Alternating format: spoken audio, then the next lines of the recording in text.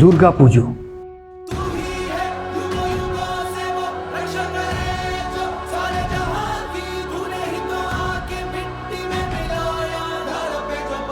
ধর্ম সংস্থাপন, ধর্মের প্রচার।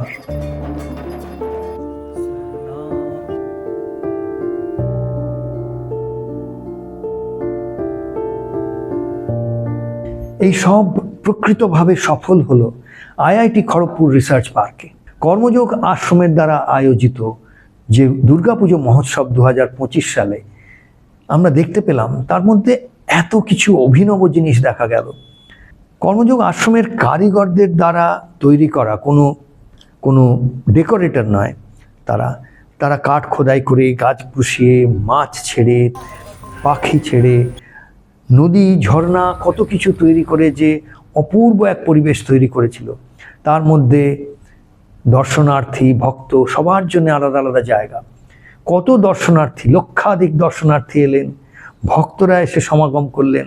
ভক্তরা বসে প্রোগ্রাম দেখলেন। প্রোগ্রাম মানে এমনি শুধু নৃত্য গীত, সেই যে প্রোগ্রাম তা নয়, নৃত্য গীত, কিন্তু তাও যেন মায়ের আরাধনা, কারণ এই সবই পরিবেশন হচ্ছে মায়ের পাদদেশে। লোকশিল্পীরা নৃত্য করে গেলেন, তাও মায়ের পাদদেশে।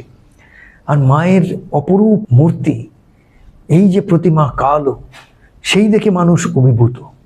ভক্তরা ভেবেই পাচ্ছেন না যে কি করে এইটা সম্ভব হলো।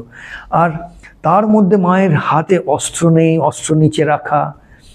ঝর্ণার মধ্যে যে নদী, সেই নদীর মধ্যে ব্যাঙ ডাকছে, কোনো সাউন্ড এফেক্টস নয়। এই সব দেখে যারাই এসছেন তারা অভিভূত হয়ে গেছেন। আর তার প্রমাণ সোশ্যাল মিডিয়ার এক একটা পোস্ট। সবাই অন্তর থেকে প্রশংসা করছেন, অভিভূত হয়ে বলছেন, বা এমনি পুজো যেন আগে দেখিনি কখনো। কিন্তু এই সবের মধ্যে রয়েছে আইআইটি খড়গপুরের টেকনোলজি, এর ইনোভেশন, এই সবের সমাগম। Unmanned aerial vehicle, health care, এই সব নিয়ে যে স্টার্ট আপ এক্সপো করা হয়েছিল, তার এক অপূর্ব রূপের সমন্বয় এখানে। তো এই সব মিলে এক অপূর্ব পুজোর আয়োজন হয়েছে। আর সেই দেখে প্রত্যেক ভক্ত, প্রত্যেক দর্শনার্থী অভিভূত।